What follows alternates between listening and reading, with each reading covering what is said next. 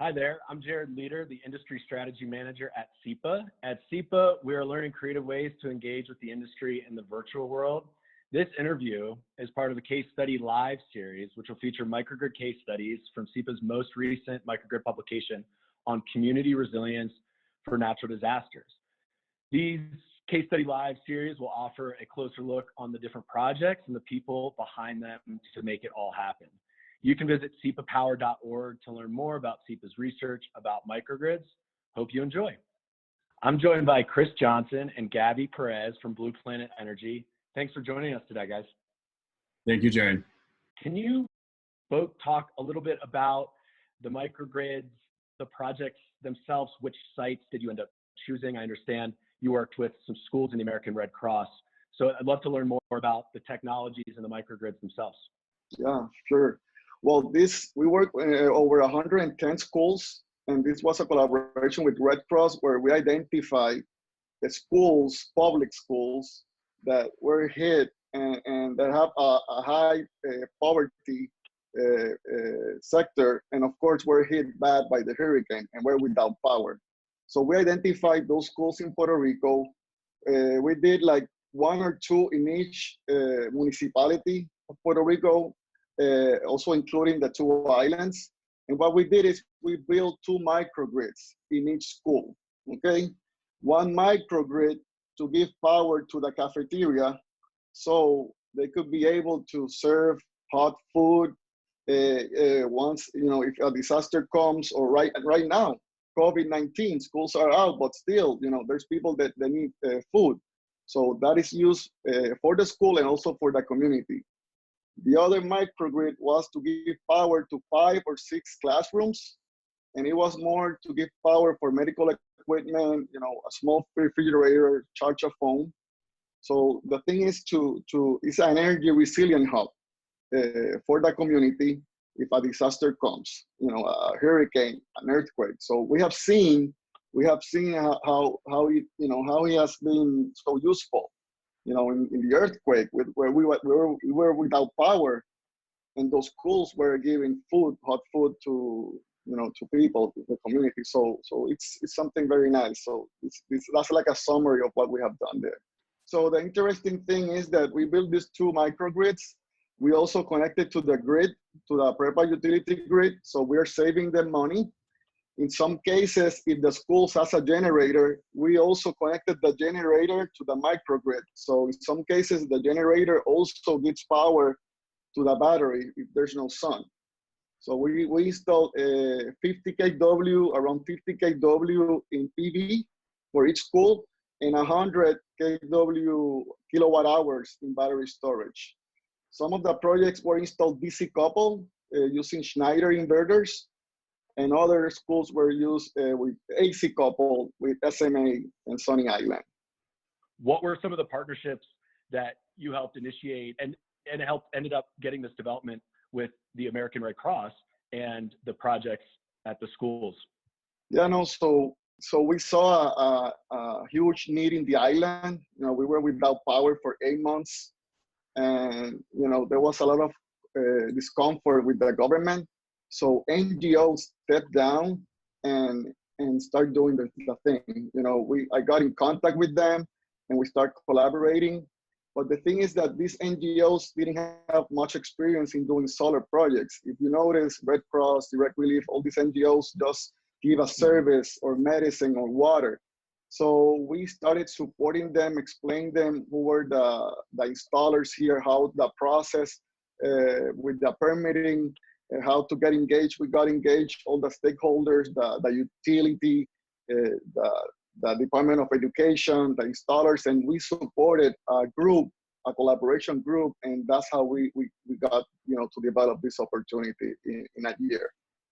To pull on that theme that Gaby was illuminating there, a lot of these nonprofit organizations, they discovered how energy resilience was really key to them being able to fulfill their mission. So their mission doesn't really look like renewables or resilience per se, but when they found out that okay, we need shelter, but the shelters don't have energy, okay, that's a problem. If we need medical support and we can't deliver medical support without energy. So these nonprofits became the engine that drove this resilience work in Puerto Rico. And they were much more aggressive in terms of being nimble and able to deploy resources than some of the government stuff that's still stuck today. Well, it's interesting. I was going to ask, were there any unexpected allies or partnerships? And it seems like some of these NGOs who don't necessarily have that energy or resilience mission ended up realizing that it hits a lot closer to home than they thought. So back to you, Gaby. You mentioned stakeholders bringing together Department of Education, different utilities. We know at SEPA how hard that can be, getting the right people in the room and just having the hard discussions and getting right down to the issues. So can you talk a little bit about how you all came to the same page and got so much success on these projects? I think it's the passion, especially, the passion to support the island, the passion to see people working and rebuilding the island, and that passion, and of course having the experience, getting involved in the industry early on, and getting with the policy side and getting engaged with the utility. And I understand very well, if you want to succeed in this, you need to work in collaboration. So we had great conversations. Everybody was in the same on the same page. Everybody was very positive. Everybody put their seat. And of course, that's how this project has been very successful. But yeah, it was very tough. But now we could take it as a model to replicate this, not only in other schools or other islands. I think now with COVID-19, I think everyone will know the importance of resiliency. Chris, Gaby mentioned this can be a model in other areas. I know you're in Hawaii. Can you talk a little bit about how you're seeing this kind of progress in other parts of the country and world? Absolutely. And it's really aligned with our theory of change as to how we as a company can make a great positive impact. And we see critical infrastructure as in desperate need of resilience. And we're seeing this across the world now with the shutdowns around COVID-19. So we've already been applying this model, beyond just the shelters that you see in Puerto Rico with these Red Cross projects, which are all community emergency shelters. We've also done community water pumping systems. We've done hospitals and clinics, and also commercial systems where business continuity is important, like the banks. So all of those we've seen both in Puerto Rico, and we see a part of our role is actually to help exchange knowledge and lessons learned in all the areas we work. So we initially were bringing lessons from Hawaii to Puerto Rico as they look to how do we increase our adoption of renewables.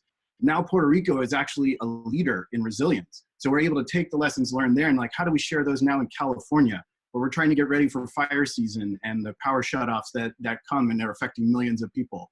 So we see this as something that we hope that we get better about not just responding to disasters and starting to think about resilience, but actually at a community level, starting to think about where should we be investing in resilient infrastructure ahead of time so we can start to plan and make the changes so that we're prepared for the next crisis. I just want to congratulate you both and your company on the project and working with the schools. Thank you for sharing. I'd like to kind of open this up to both of you.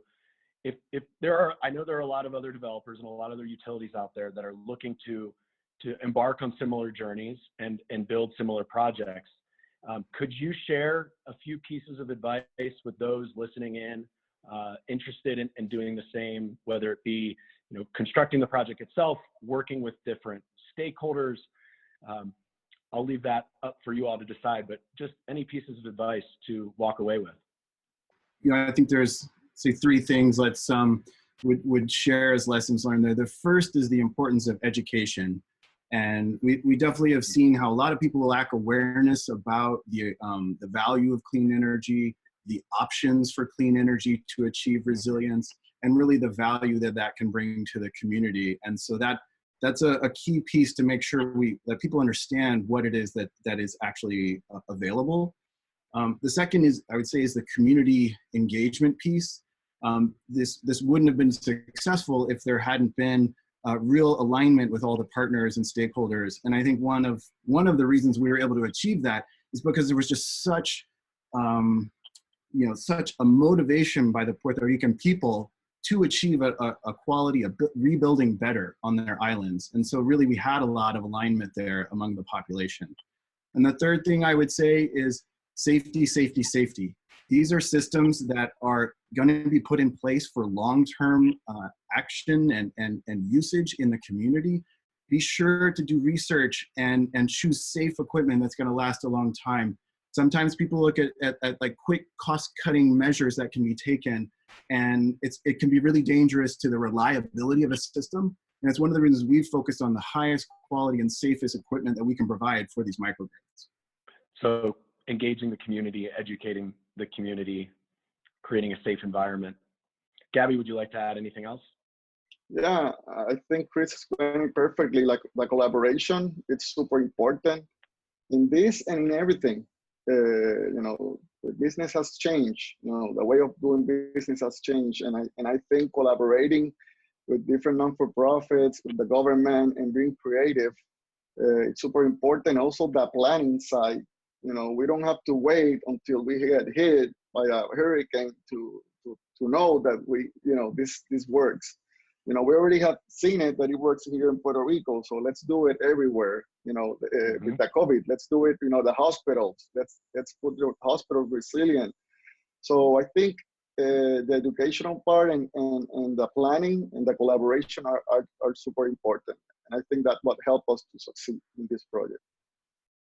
Yeah, and one last thing I'd say, Jared, that like Gaby said, the education and collaboration, we need to unlock how to make these happen. There's a way in which some of the benefits generated by microgrids in critical infrastructure are not aligned with the value streams, and so sometimes the finances are complicated to work out. So really, that collaboration becomes even more important, so we can bring all the actors to the table and make sure there's adequate resources to make it happen. I mean, we've been seeing this across the SEPA in numerous fields, is what is the value of energy when the grid goes down? And, you know, I like to say that it's somewhere between 0 and infinity, but it depends on the user at the end of that.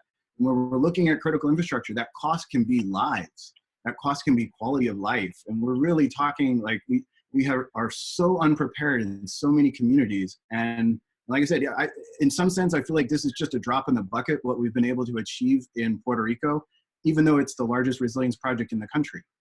And so we have so much more work to do just in Puerto Rico. And that's just one part of where we need to be doing this work. Well, there's much more work to be done, and you all provide a great model and case study for others to follow in your footsteps. So thank you both. Thank you for joining us today, Chris and Gaby. It's really been a pleasure to follow your story, follow your projects, and I really look forward to dial in on your work in the microgrid and the resiliency space on islands. Thanks, Jared. Thank you for bringing us together, and thanks for being a voice for best practices and progressive reform of our electric grid. Thanks for our listeners for tuning in. For those of you out there who want to learn more, be sure to go to sepapower.org and download our latest microgrid playbook and the full case study on the Blue Planet Energy's microgrid and resiliency strategy in Puerto Rico. Thanks for tuning in.